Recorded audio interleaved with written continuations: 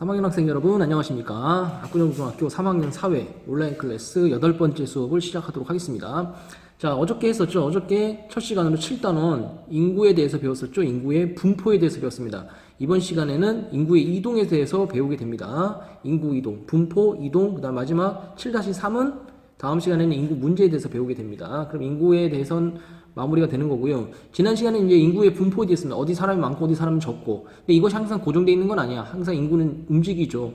사람이니까 살고 싶은데 사는 거죠. 어떤 곳은 많이 살고 어떤 곳은 적게 살고. 그게 지난 시간에 배웠다라면 어떻게 최근에 이동 현상이 나타나는지, 인구 이동의 요인, 어떤 이유로 인해서 사람들이 이동을 하게 되는지 고정되어 있는 것이 아니라 또 최근에 나타나는 세계적인 인구 이동이 나타나는 많고 적고 하는 나가는 나라, 들어오는 나라, 이런 현상들에 대해서 배워보도록 하겠습니다. 인구 이동.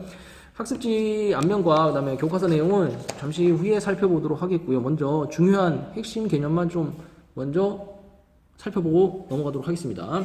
첫 번째는 이제 인구 이동의 요인입니다. 인구 이동의 요인. 두 번째는 세계에 나타나는 인구 이동의 특징에 대해서 살펴보도록 하겠습니다. 먼저 첫 번째 인구 이동의 요인입니다. 요인 살펴보기 전에 인구 이동의 유형이 있어. 인구 이동의 유형은 한 3가지 정도로 정리를 할 수 있겠는데요. 유형은 첫 번째, 이동 범위에 따라서 어느 정도 이동하느냐에 따라서 멀리 가는 거 국제 이동, 가까이 가는 것 국내 이동이 되겠죠. 국내 이동, 국제 이동. 대부분의 사람들은 태어나서 죽을 때까지 한 곳에 살지는 않죠. 다 이동을 어느 정도 이동을 하게 됩니다. 보통은 이제 그게 국내 이동이 돼 있고 외국에 사는 경우도 있죠. 국제 이동. 여러분들은 나중에 이제 대학교 가면 유학을 갈 수도 있고 그 다음에 외국에 직장을 얻는 경우도 생길 수 있겠죠. 그럼 이제 국제 이동을 하게 되는 거고. 자, 그 다음에 이동 기간입니다. 이동 기간. 이동 기간에 따라서는 일시적. 잠깐 갔다 오는 거야. 대표적으로 뭐가 돼 있어? 여행 같은 게 되겠죠. 해외 여행. 그 다음에 영구적 이동도 있을 수 있습니다. 흔히 이민 간다 그러지. 이민. 외국에 살기 위해서 가는 그런 것들을 이제 영구적 이동이라고 얘기를 하는 게 되는 거죠. 그 다음에 제일 중요한 게 이동 동기입니다. 동기. 왜 이동을 하느냐. 이게 오늘 배울 내용 중에서 가장 핵심적인 내용이고, 이동 동기에 따라서 자발적으로 이동하는 사람들이 있어. 자발적 이동이 있고 비자발적이 있습니다. 자발적 이동 동기는 내가 스스로 가고 싶어서 가는 거야. 보통은 이제 아까 얘기한 대로 내가 유학을 가. 해외로 국제 이동하죠. 왜 가는 거야? 스스로 가는 거죠. 그렇죠? 그런 거라든지 아니면은 가장 대표적인 이유로 자발적으로 가는 것은 경제적 이유겠죠. 경제적 이동. 이 대표적인 자발적 이동에 해당이 되는 겁니다. 비자발적인 이동은 뭐냐? 나는 여기 살고 싶어. 가고 싶지가 않아. 근데 살 수가 없는 상황이 된 거야. 뭐야? 전쟁이 발생해서 또는 정치적 탄압, 종교적 이유, 종교적 탄압, 자유를 찾아가지고서. 예를 들어서 탈북자라고 하죠. 탈북자. 북한에서 안 태어났어. 그럼 북한에 계속 살고 싶을 거야. 근데 정치적 이유로 탄압을 받으니까 어쩔 수 없이 이 북한의 체제 안에서는 살 수가 없어서 남쪽으로 내려오는 사람들. 이런 건 정치적 이유가 될 거라는 거. 또는 자연재해도 비자발적 이유에 해당이 되겠죠. 이런 것들 내가 살고 싶은데도 불구하고서 다른 요인에 의해서 살 수 없는 거를 비자발적 이동이라고 한다라는 거. 자, 이 대표적으로 지금부터 배울 인구 이동은 보통 이제 이러한 비자발적 인구나 이제 자발적 이유, 이러한 이동들이 어떤 유형으로 나타나는지를 배우게 된다라는 거. 그래서 대표적으로 오늘 배우게 될 가장 핵심적인 내용, 인구 이동의 요인입니다.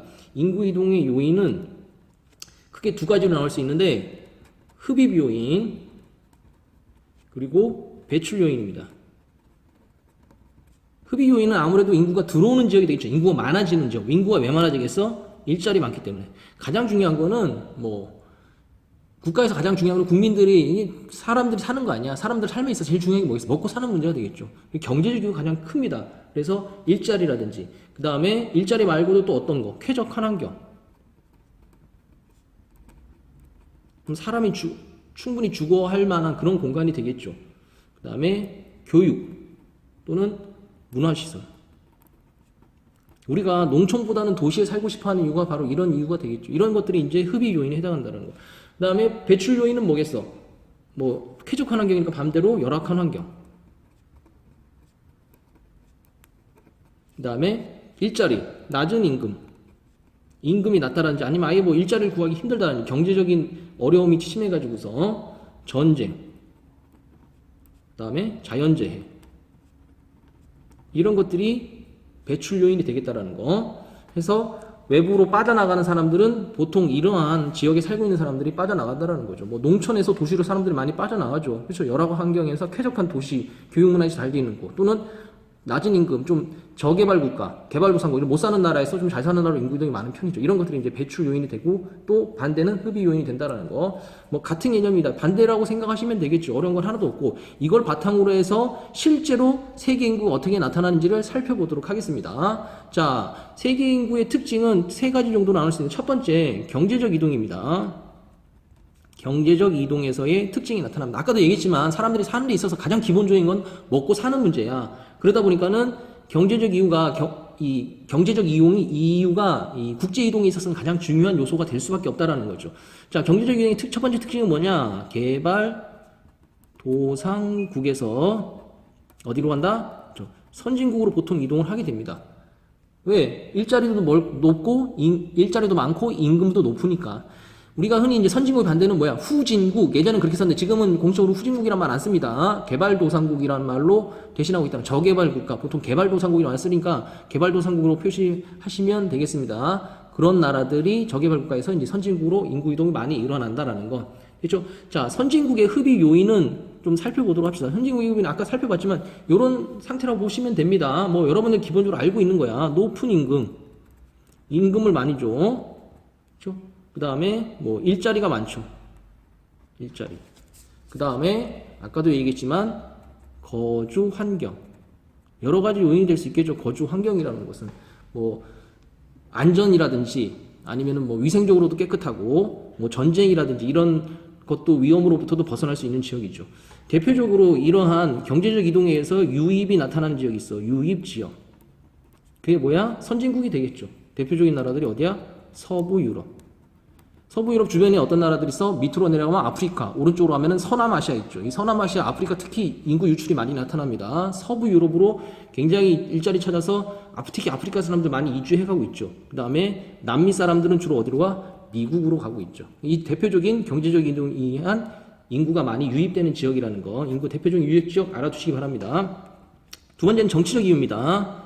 정치적 이동이 나타난다는 거. 세계 인구 이동에 있어서 두 번째로 정치적 이동이 많이 나타납니다. 대표적으로 정치적 이동이 많이 나타나는 어디냐? 아프리카입니다. 아프리카. 내전이 많죠, 여러분들. 아프리카 내전이 유명하죠. 아프리카와 그다음에 서남아시아.